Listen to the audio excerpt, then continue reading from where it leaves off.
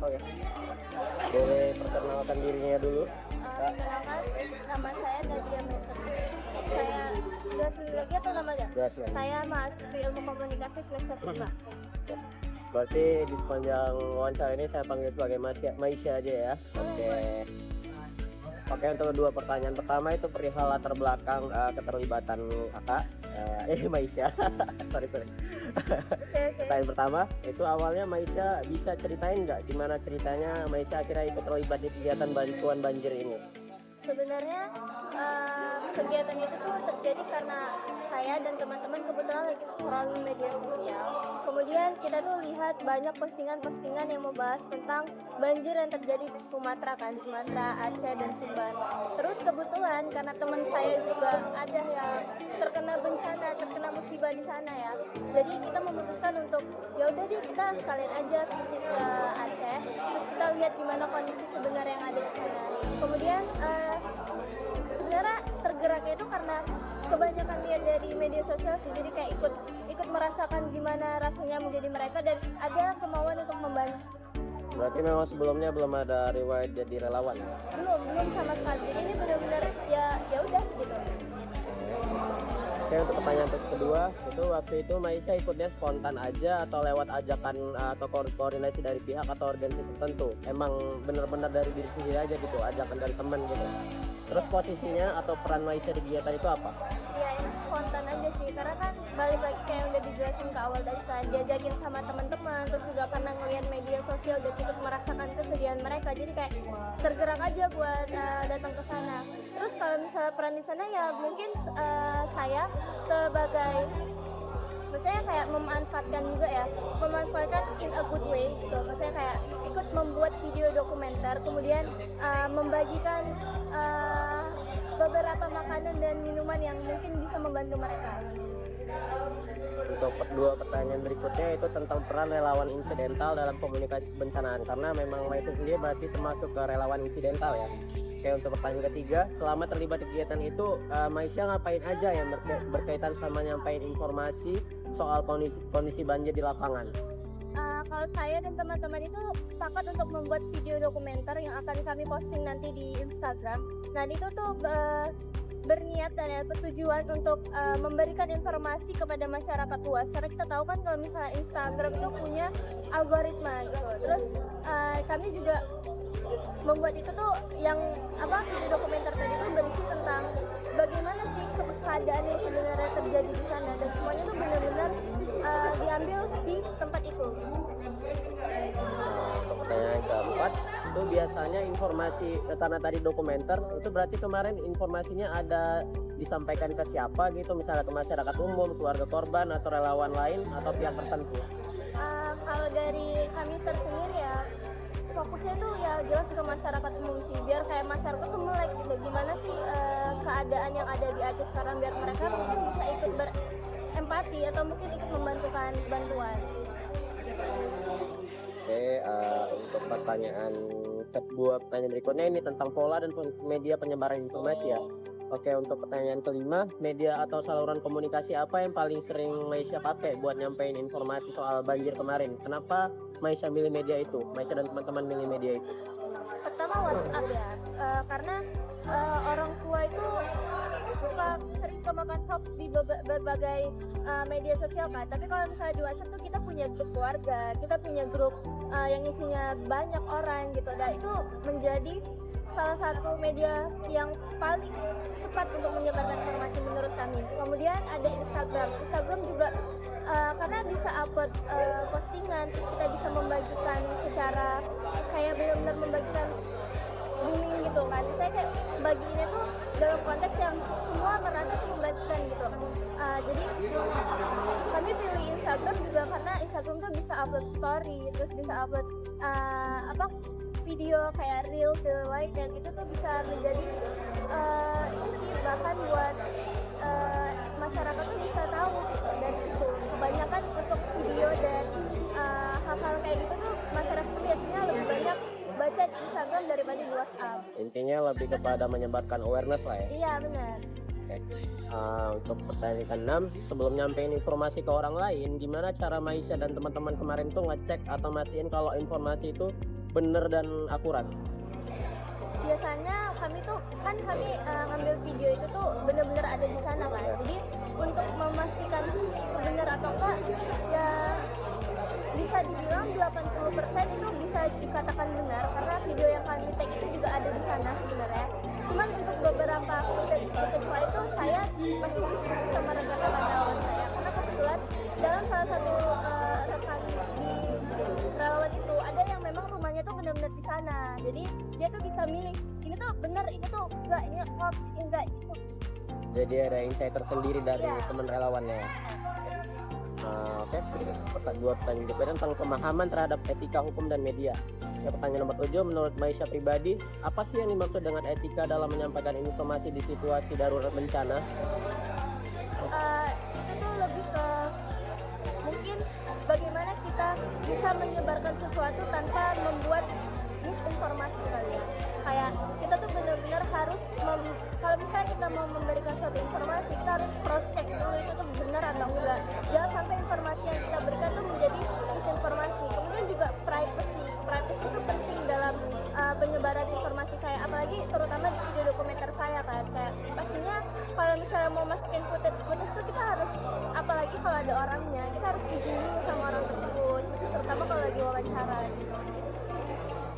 Oke, dan ke-8, waktu Maisha bagiin informasi, Maisha dan teman-teman kepikiran nggak soal hal-hal kayak privasi korban atau soal penggunaan foto dan video? Bisa nggak ceritain pengalaman kalau ada? Itu menjadi hal yang penting sih kalau misalnya membahas tentang privacy, karena nggak semua orang tuh mau masuk ke suatu video gitu ya. Di beberapa hal kayak kemarin saya kebetulan kameramennya, jadi saya ada ambil satu footage nih yang memang benar-benar saya butuhin banget. Kemudian tanpa saya minta, misalnya tanpa saya izin ataupun apa, kebetulan ini nggak tahu ya, ini tuh bisa dibilang keberuntungan atau apa, tapi mereka menawarkan diri, mereka menawarkannya kayak, Kak boleh nggak kami masuk ke footage? Nah kebetulan footage yang mereka footage dengan adanya mereka tuh benar-benar footage yang saya butuhkan, jadi itu sangat membantu sih. Kemudian kalau hal kayak wawancara ya pastinya kita izin dulu, kita tanya dulu mau nggak kalau misalnya masuk ke video. Kalau misalnya dia nggak mau ya nggak apa-apa, kita nggak akan maksa juga. Baik, untuk dua pertanyaan terakhir ini tentang tantangan dan dilema etis ya. Pertanyaan ke-9 itu, selama di situasi darurat banjir, tantangan apa aja yang Maisha rasain waktu harus nyampein informasi dengan cepat tapi tetap mikirin etika dan hukum?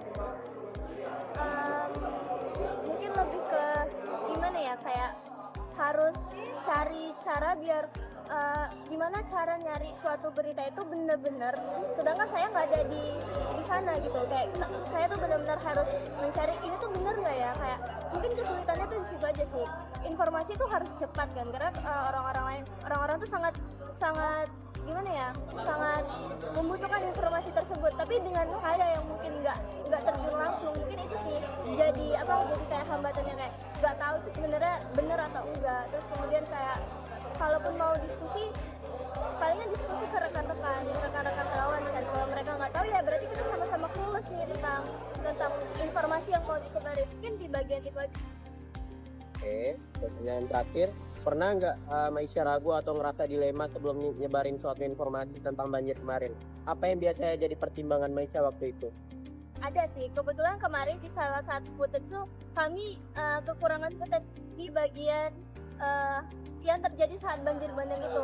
Nah, nyarinya tuh kayak bingung mau nyari di mana. Pertama, nyari sumber di TikTok, tapi di beberapa video tuh ada yang buat kalau misalnya hashtag Aceh kami yang, sedangkan pas dikonfirmasi ke rekan relawan itu tuh nggak di Aceh, itu tuh nggak terjadi di Aceh, bukan di Aceh kamian gitu. Nah, Pernah nggak merasa ragu atau dilema sebelum nyebarin informasi tadi gitu? Apa yang biasanya jadi pertimbangan waktu itu?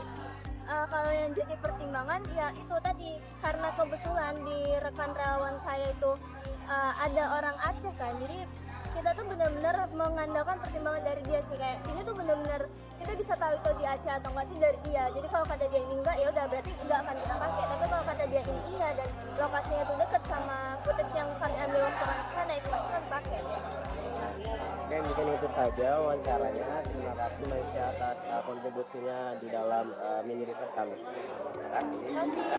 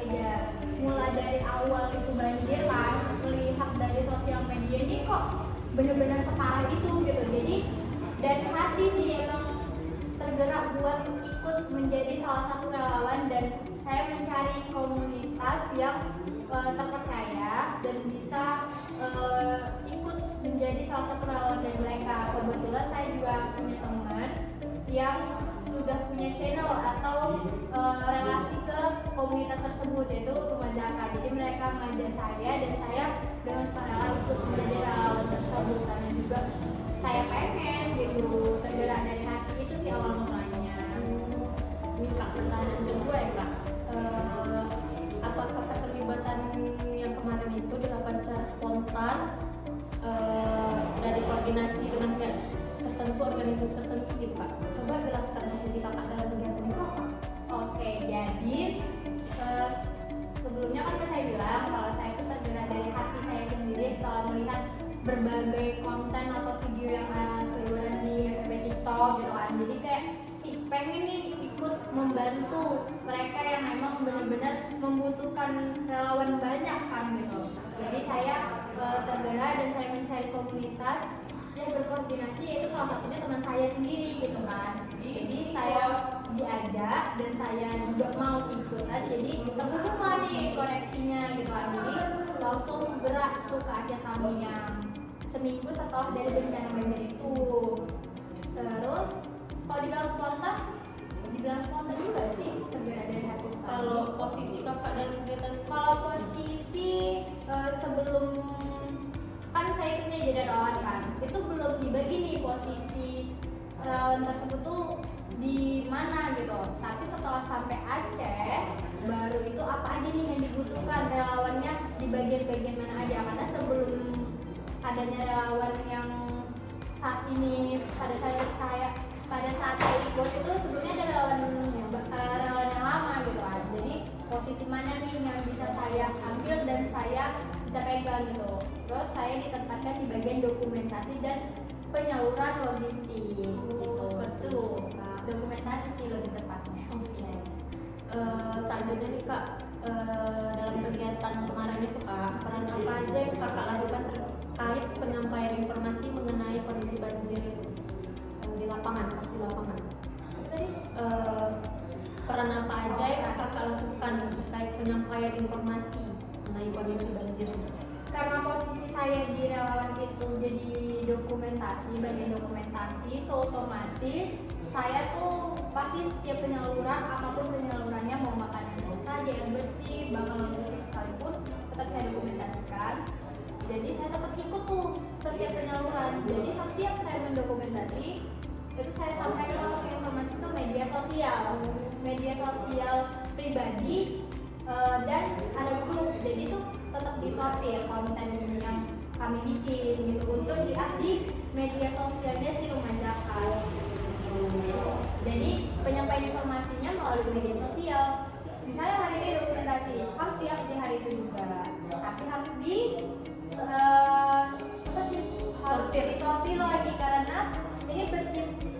Apapun yang kita unggah, aktivitasmu itu baik, tapi kita harus menanyakan kepada korban atau apapun yang pihak di sana, kalau mereka tidak berkenan buat di-up, kami menghormati keputusan mereka, enggak menjadi padis, karena kita menghormati keadaan mereka juga kan. Kalau mereka mengizinkan, kami banyak lagi disortir lagi konten-konten yang kami dokumentasikan. Apalagi kemarin Memang viral ya Kak? iya. Nah, selanjutnya nih Kak, pihak siapa saja yang biasanya menjadi sasaran informasi yang Kakak sampaikan? Misalnya kayak masyarakat umum, keluarga korban, relawan yang lain, atau pihak tertentu Kak? Kami memfokuskan kepada masyarakat sih, supaya juga beberapa masyarakat ataupun seluruh masyarakat membantu si korban dari bencana itu tersendiri. Karena kita ada tiga provinsi, yaitu Aceh, Padang, dan Sumatera Utara. Jadi semakin banyak yang membantu, semakin banyak juga mereka dapat bantuan gitu. Jadi penyampaian informasi ataupun si konten tersebut kami sampaikan ke masyarakat umum, keluarga korban, yaitu mencari tahu informasi, mana tahu ada sanak keluarga yang lagi merantau, yang nggak tahu informasi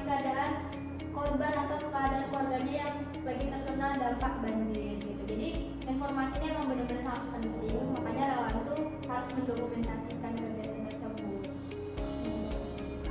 Nah, selanjutnya Kak, media atau saluran komunikasi apa aja yang sering Kakak gunakan untuk menyampaikan informasi terkait banjir dan kenapa Kakak milih media itu?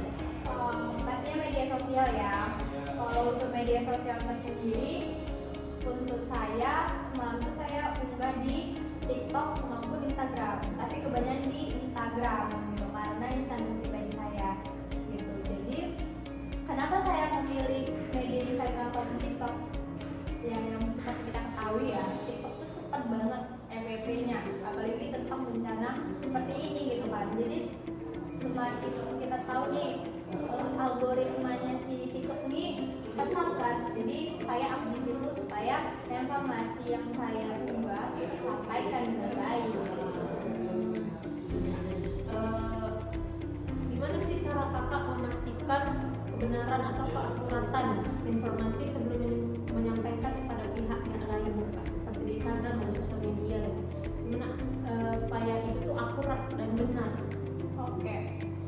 Sebelum saya menjadi relawan tuh kan saya dapat banyak informasi tuh kan FYP di TikTok itu, makanya dari beragam berita, beragam konten yang dari TikTok ataupun Instagram yang lewat di FYP itu, saya tergerak ikut terjun langsung.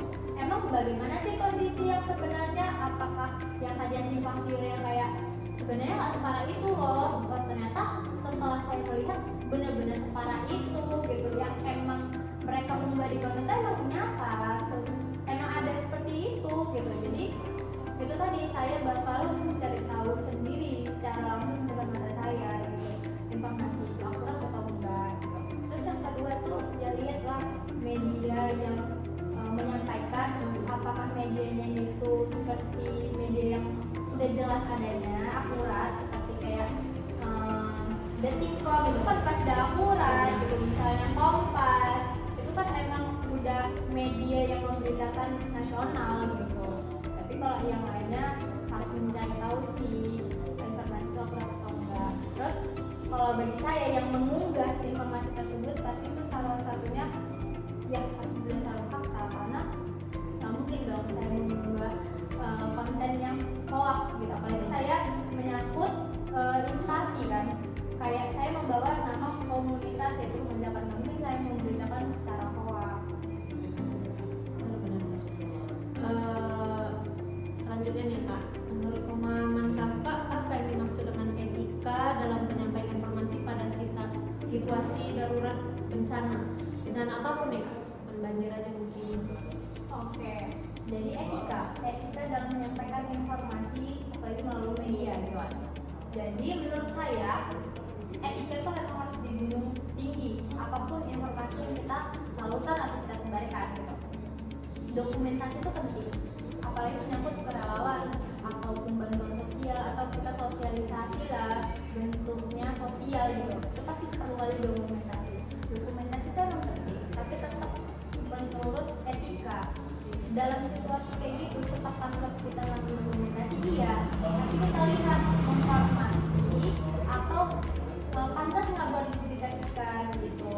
Kegiatannya boleh dipublikasikan, tapi kalau misalnya ada ngarah ke sensitif, misalnya ada korban yang meninggal gitu karena terkena banjir itu, terus mohon maaf fisiknya udah kurang enak dipertontonkan atau dipublikasikan, itu harus kita cut gitu, karena yang kita fokuskan itu menyebarkan informasi dan nggak semua keluarga korban itu mengiyakan untuk dipublikasikan, pastinya pasti menyinggung perasaan mereka gitu. Kita harus menghormati keadaannya, terus harus tetap minta izin bolehkah didokumentasikan atau bolehkah dipublish gitu.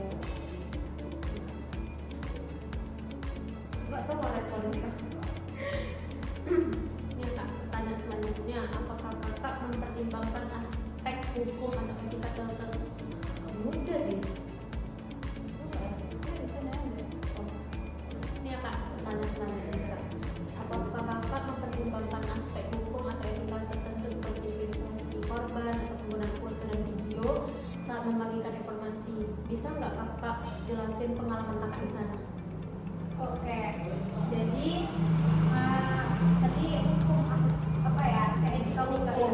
Oke, sebenarnya secara umum aja ya, karena saya bukan ahli hukum, jadi saya nggak tahu tuh. Tapi pastinya privasi data si informan, terus foto video yang sensitif, vulgar atau sara lah, nilai sara itu enggak harus kita publikasikan. Itu tadi karena emang ada etika hukum gitu, ada etika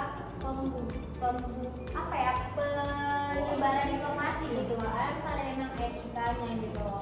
Kalau tidak berkenan, balik lagi saya menghormati karena itu hak mereka gitu. Jadi kalau bicara secara umum, etika hukum dalam penyebaran informasi itu emang sangat penting gitu. Apalagi privasi yang kalau mereka, kita harus memprivasikan data mereka atau menyamarkan, atau foto yang bentuknya tidak pantas di blur, disamarkan gitu, atau pakai nama samaran, tapi tetap informasi itu jelas kan. Misalnya nama samaran, misalnya kayak Lisa meninggal dunia, sebenarnya namanya nggak Lisa karena si korban keluarga korban nggak mau publikasi, tapi kan jelas informasinya bahwa ada yang meninggal, umurnya sekian gitu. Penting adalah mengalihkannya secara tidak langsung, nggak menyebutkan nama identitas asli. Nah, ini dua pertanyaan terakhir ya kak. Apa saja tantangan yang kakak hadapi dalam penyampaian informasi secara cepat, namun tetap memperhatikan aspek etika dan hukum selama situasi darurat itu kak? Karena di sana kan pasti darurat kali ya kak, kemana-mana kayak cepet gitu. Gimana kak? Emang di sana situasinya sangat darurat, terus sangat memprihatinkan, terus harus cepat tanggap gitu kan. Itu tadi benar lagi dokumentasi itu emang penting, tapi tetap saya mengedepankan menghormati hak mereka. Saya berusaha mungkin mau secepat tanggap dan darurat apapun saya minta izin. Misalnya ini lagi ada bantuan gitu kan, terus izinnya ibu buat mendokumentasikan kejadian, oh boleh nak. Bahkan ada yang mereka mau in frame di kamera buat menyampaikan informasi sebenarnya banjir itu awalnya datang kayak mana. Mereka mau karena mungkin dari penyebaran informasi itu banyak bantuan dari luar ke mereka gitu kan. Ada yang berkenan, ada yang nggak berkenan. Balik lagi saya sortir lagi mana yang cocok buat dipublish, mana yang enggak. Tetap harus mengedepankan etika dalam penyebaran informasi itu tadi, meskipun sedarurat dan secepat tanggap apa kita menyampaikannya. Ini pertanyaan terakhir nih ya kak. Apakah pernah muncul keraguan atau dilema etis ketika kakak itu menyebarkan suatu informasi? Tapi apa faktor yang mempengaruhi keputusan kakak saat itu? Ragu, pernah. Ini publish nggak ya gitu. Padahal informasi ini penting dan tugas gitu. Misalnya ya saya bagian dokumentasi dan bisa untuk ini ada kayak kegiatan si bantuan itu. Cuman ada beberapa yang itu tadi saya alihkan. Misalnya saya alihkan angle kamera.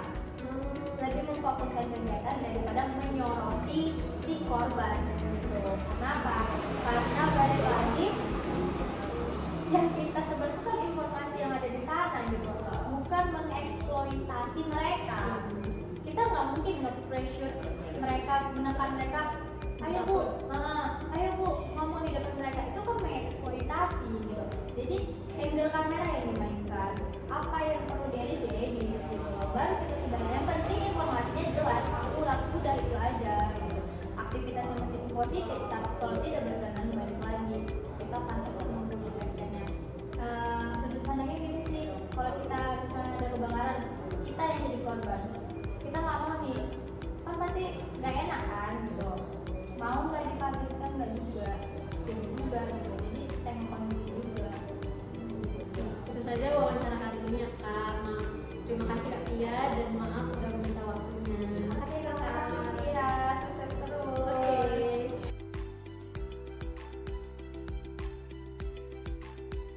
Assalamualaikum warahmatullahi wabarakatuh. Waalaikumsalam warahmatullahi wabarakatuh. Mohon maaf Pak, izin sebelumnya saya mengganggu waktu Bapak. Saya ingin mewawancara Bapak terkait perihal bencana banjir Sumut Aceh di November 2025 kemarin. Apakah Bapak bersedia diwawancara? Boleh. Izinkan Pak, perkenalkan nama terlebih dulu. Saya berbicara dengan siapa? Assalamualaikum warahmatullahi wabarakatuh. Nama saya Slamet Rianto.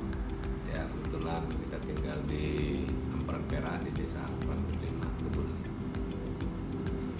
Oke, saya mulai bertanya ya Pak. Pertanyaan pertama itu, dapatkah Anda menjelaskan bagaimana awal mula keterlibatan Anda dalam kegiatan bantuan banjir ini? Baik, terima kasih.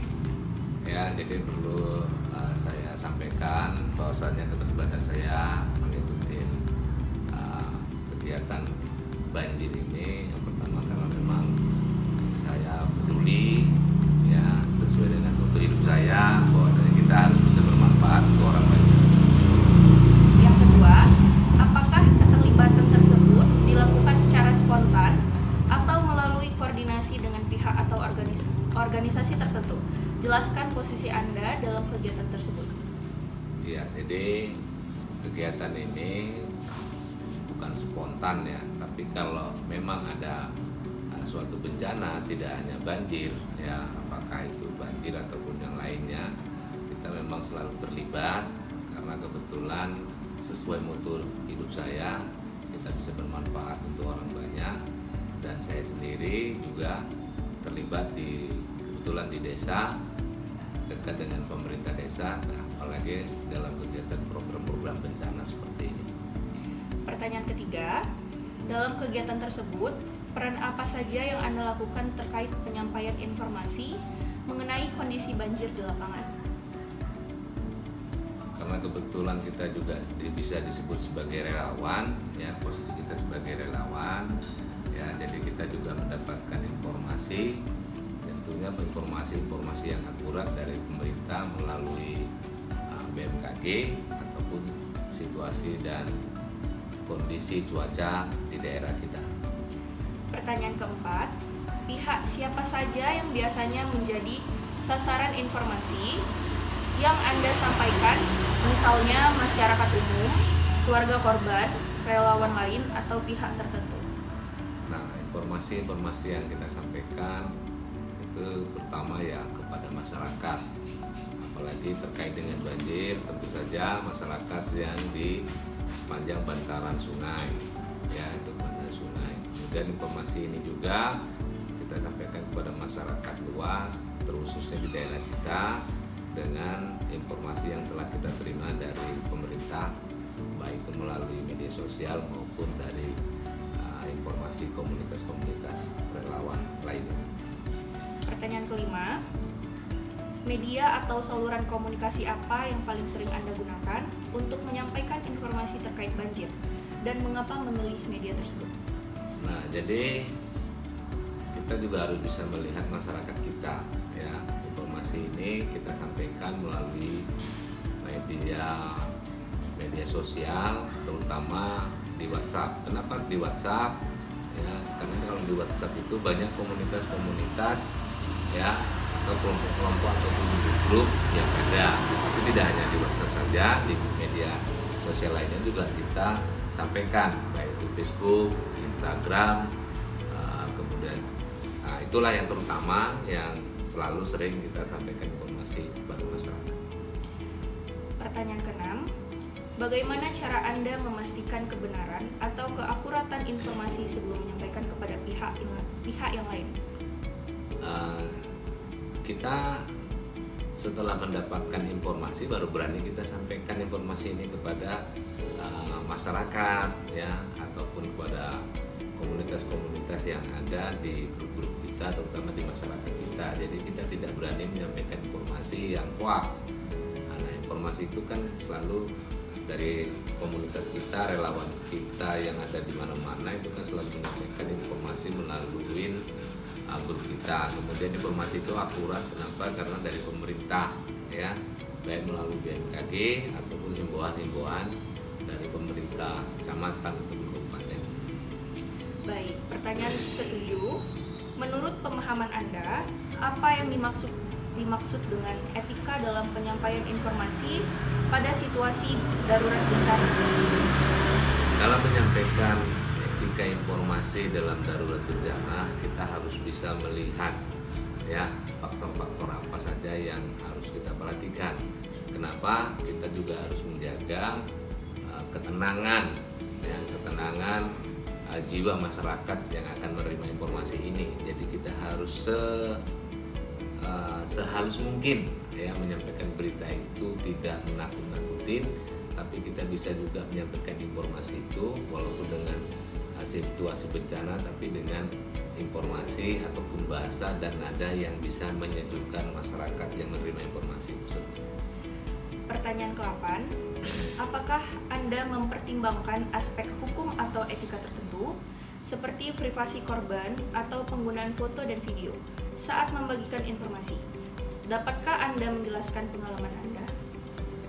Nah, sebagai pengalaman ya kita juga harus berhati-hati dalam menyampaikan informasi ini. Kenapa? Terkait informasi yang tidak benar ini akan menimbulkan ketidaknyamanan bagi warga masyarakat, terutama korban.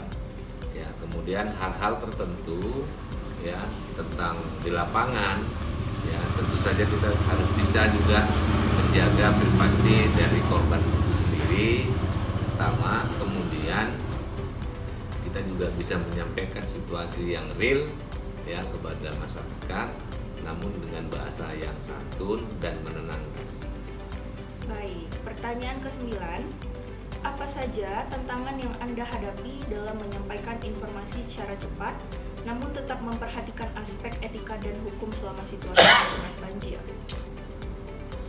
Memang ada beberapa hal yang harus kita perhatikan dalam menyampaikan informasi ini ya kepada masyarakat. Walaupun terkadang tantangan itu ada, ya kenapa ada?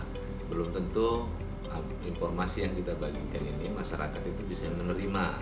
Satu, kemudian hal-hal tertentu terkait dengan kepada siapa kita nyampaikan informasi ini, baik itu namanya kita di desa ada perangkat desa dan ada kepala dusun ya, yang terkadang dalam menerima informasi kita ini mereka tidak mencermati dengan seksama apa yang kita sampaikan ya, itulah tantangan di lapangan sehingga terkadang kita menjadi miskomunikasi kepada masyarakat. Karena apa? Penyampaian kita melalui perangkat desa ya itu terkadang karena tidak dicermati oleh kepala dusun ataupun yang menerima informasi, sehingga informasi itu terkadang bisa kabur seakan-akan tidak pas dengan situasi dan keadaan tertentu. Baik, ini kita di pertanyaan terakhir. Apakah pernah muncul keraguan atau dilema etis ketika Anda akan menyebarkan suatu informasi? Faktor apa yang memengaruhi keputusan Anda saat itu? Memang ada hal-hal yang tertentu yang terkadang dalam memberikan informasi ini kita ragu. Kenapa ragu? Ya, karena apabila kita sampaikan informasi ini, ya, ini kita harus memikirkan dampak dari informasi yang kita sampaikan. Ya, contoh misalnya, ya, ini banjir sudah berlalu, namun cuaca atau kondisi cuaca masih belum stabil ya, sehingga terkadang kita mendapatkan informasi dari hulu ya, bahwasanya di daerah dataran tinggi itu situasi hujannya masih tinggi ya. Nah, kita akan menyampaikan kepada masyarakat terkadang muncul keraguan. Kenapa? Karena mereka masih baru selesai ya berkemas dalam kondisi banjir yang sudah reda, ternyata banjir itu belum selesai. Nah, kita mau menyampaikan ini harus benar-benar berita yang akurat ya. Jadi kita harus cari informasi kepada pihak-pihak tertentu ya yang dari hulu, supaya informasi kita ini menjadi catatan kepada warga untuk tetap waspada. Nah, hal inilah yang terkadang kita untuk menyampaikan informasi ini jadi ragu. Artinya ragu apa? Agak terlambat ya, karena kita harus cari dulu situasi yang real. Jangan nanti kita sampaikan mereka jadi ketakutan sehingga menimbulkan kebingungan kepada warga masyarakat. Baik, terima kasih sebelumnya Pak udah diizinkan mengganggu waktunya untuk wawancara terkait bencana Sumut Aceh tahun 2025 kemarin. Saya pamit. Assalamualaikum warahmatullahi wabarakatuh. Waalaikumsalam warahmatullahi wabarakatuh.